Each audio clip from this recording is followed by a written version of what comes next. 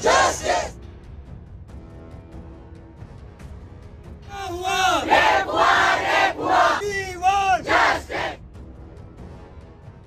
कोलकाता के आरजी-कर medical college एवं अस्पताल में ड्यूटी पर तैनात डॉक्टर के साथ हुए दुष्कर्म और हत्या के मामले में बहुप्रतीक्षित फैसला शनिवार को सुनाया जाने वाला है। इस मामले को लेकर देश भर में गुस्सा और नाराजगी देखी गई थी और इसके खिलाफ देश भर में लंबे समय तक विरोध प्रदर्शन भी किए गए थे। सियालदह कोर्ट के अतिरिक्त जिला एवं सत्र न्यायाधीश अनिर्बन दास की अदालत ने इस मामले पर सुनवाई 9 जनवरी को पूरी कर ली थी और शनिवार यानी कि आज ही के दिन इसका फैसला सुनाया जाएगा। आरजी-कर अस्पताल में दुष्कर्म और हत्या के मामले में स्वतः संज्ञान लेते हुए सर्वोच्च न्यायालय ने देश भर में डॉक्टरों और अन्य चिकित्सा पेशेवरों की सुरक्षा के लिए एक प्रोटोकॉल सुझाने के लिए राष्ट्रीय टास्क फोर्स का गठन भी किया था और एनटीएफ ने पिछले साल नवंबर में सर्वोच्च न्यायालय में एक रिपोर्ट दायर की थी। पूरे मामले की बात करें तो कोलकाता में जूनियर डॉक्टर के साथ क्या हुआ, घटना में क्या कार्रवाई हुई, सीबीआई की जांच कहां तक पहुंची, आईएमए और फोडा का क्या कहना है, आज की इस वीडियो में हम इन्हीं सवालों पर बात करने वाले हैं। 8 अगस्त जिस दिन ये मामला सामने आया, कोलकाता के लाल बाजार स्थित आरजी-कर मेडिकल कॉलेज अस्पताल में जूनियर डॉक्टर के साथ 8 या 9 अगस्त की दरमियानी रात दुष्कर्म किया गया और उसकी हत्या कर दी गई। जूनियर डॉक्टर 8 अगस्त को अस्पताल में रात की ड्यूटी कर रही थी। रात 12 बजे के बाद उन्होंने दोस्त के साथ डिनर भी किया और इसके बाद से ही महिला डॉक्टर का कोई पता नहीं चला। अगले ही दिन यानी कि 9 अगस्त को सुबह मेडिकल कॉलेज में चौथी मंजिल पर बने सेमिनार हॉल में डॉक्टर का शव मिला। शव के पास उसका मोबाइल और लैपटॉप भी देखा गया। शव को पुलिस ने पोस्टमार्टम के लिए भेजा। पोस्टमार्टम रिपोर्ट में महिला डॉक्टर के साथ दुष्कर्म की पुष्टि हुई। शव गद्दे पर पड़ा हुआ था और गद्दे पर खून के धब्बे मिले। मृतक के मुंह और दोनों आंखों से खून बह रहा था। गुप्तांगों पर खून के निशान और चेहरे पर नाखून के निशान पाए गए।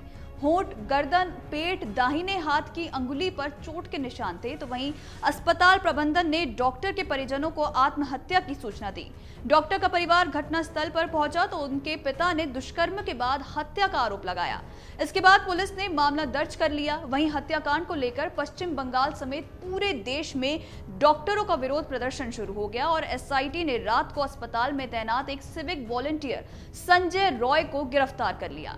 फिर 10 अगस्त को मामले में पुलिस ने गिरफ्तार संजय रॉय से पूछताछ शुरू करी और इसमें सामने आया कि वो वारदात से पहले अपने स्वयंसेवक दोस्त के साथ रेड लाइट एरिया, कालीघाट और सोवा बाजार गया था। इसके बाद दोनों आरजी-कर मेडिकल कॉलेज में भर्ती एक मरीज को देखने गए। आरोपी ने कहा कि आरजी-कर मेडिकल कॉलेज से निकलने के बाद वो फिर से रेड लाइट एरिया गया। इसके बाद उसने आरजी-कर मेडिकल कॉलेज पहुंचकर जूनियर डॉक्टर के साथ दुष्कर्म और हत्या की। पुलिस ने उसकी लोकेशन के आधार पर पाया कि वो पहली बार रात 11 बजे मेडिकल कॉलेज अस्पताल गया और 11:30 बजे वहां से निकल गया। इसके बाद वो दोबारा सुबह 3:50 पर मेडिकल कॉलेज अस्पताल गया और करीब 4:30 बजे वहां से निकल गया। इसके बाद रॉयल सॉल्ट लेक स्थित बैरक में आकर पुलिसकर्मियों के पास सो गया।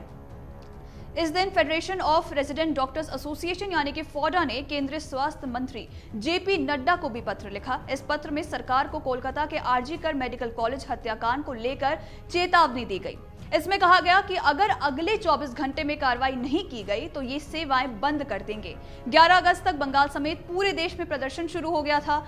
देश भर में जारी डॉक्टरों के विरोध के बीच कोलकाता के पुलिस कमिश्नर विनीत गोयल ने आरजी-कर मेडिकल कॉलेज अस्पताल का दौरा किया और प्रदर्शनकारी जूनियर डॉक्टरों से मुलाकात भी की। और इसी दिन बंगाल सरकार के आरजी-कर मेडिकल कॉलेज अस्पताल के कई विभागों में फेरबदल भी किए गए। इसके अलावा federation of resident doctors association India ने रविवार को देश के स्वास्थ्य मंत्री के नाम एक पत्र जारी कर 12 अगस्त से पूरे देश में डॉक्टरों की हड़ताल का ऐलान कर डाला। अब 12 अगस्त के दिन देश भर में डॉक्टरों ने हड़ताल शुरू कर दी और स्वास्थ्य सेवाएं पूरी तरह से प्रभावित रहीं। इसी बीच आरजी-कर मेडिकल कॉलेज अस्पताल के प्रिंसिपल डॉक्टर संदीप घोष ने अपने पद से भी इस्तीफा दे दिया। इसी दिन फोडा ने केंद्रीय स्वास्थ्य मंत्रालय के सचिव अपूर्व चंद्र से मुलाकात करी। तो उधर कोलकाता पुलिस ने 3 जूनियर डॉक्टरों और एक हाउस स्टाफ को तलब किया। पश्चिम बंगाल की मुख्यमंत्री ममता बनर्जी ने बंगाल पुलिस को अल्टीमेटम दिया। उन्होंने कहा कि अगर रविवार तक पुलिस मामले को नहीं सुलझा पाती है तो हम केस को सीबीआई को सौंप देंगे। और 13 अगस्त को पुलिस ने मृतक डॉक्टर के साथ डिनर करने वाले 4 जूनियर डॉक्टरों को फिर से तलब किया। कोलकाता उच्च न्यायालय ने सुनवाई की मामले की जांच की जिम्मेदारी अब सीबीआई को सौंप दी। तो वहीं 14 अगस्त के दिन सीबीआई ने जांच शुरू करते हुए नई एफआईआर दर्ज की और सीबीआई की दिल्ली से एक टीम मामले को लेकर कोलकाता पहुंची। और इसी दिन एक और खुलासा हुआ कि जूनियर डॉक्टर के साथ सामूहिक दुष्कर्म हुआ था। All India government doctors association के अतिरिक्त सचिव डॉक्टर सुवर्ण गोस्वामी ने पोस्टमार्टम रिपोर्ट के हवाला देते हुए कहा कि मृतका के शरीर पर लगी चोटों से पता चलता है कि अपराध में एक से अधिक लोग शामिल थे। पश्चिम बंगाल में महिलाएं सड़कों पर उतर गई और जमकर प्रदर्शन किया। तो वहीं जब पूरा देश आजादी दिवस मना रहा था उसी दिन यानी कि 15 अगस्त को कोलकाता पुलिस ने बताया कि दुष्कर्म और हत्या के मामले में 12 लोगों को गिरफ्तार कर लिया गया है। अब तक पकड़े जा चुके लोगों को स्थानीय अदालत ने 22 अगस्त तक हिरासत में भेजा है। और इसी बीच रेजिडेंट डॉक्टर्स के संघ यानी कि फॉडा ने कोलकाता में अपनी हड़ताल जारी रखने की भी घोषणा कर दी है। इंडियन मेडिकल एसोसिएशन ने शनिवार यानी कि 17 अगस्त को सुबह 6 बजे से लेकर रविवार यानी कि 18 अगस्त को सुबह 6 बजे तक 24 घंटे के लिए डॉक्टरों की देशव्यापी सेवा बंद करने की घोषणा कर डाली है। सभी आवश्यक सेवाएं जारी रहेंगी। आपातकालीन विभाग में कर्मचारी मौजूद रहेंगे लेकिन नियमित ओपीडी नहीं चलेगी और वैकल्पिक सर्जरी भी नहीं की जाएगी। और ये फैसला उन सभी पर लागू होगा जहां आधुनिक चिकित्सा के डॉक्टर सेवा दे रहे हैं। अमर उजाला जीवांजलि के सारथी की मदद लें और महाकुंभ में स्नान जरूर करें।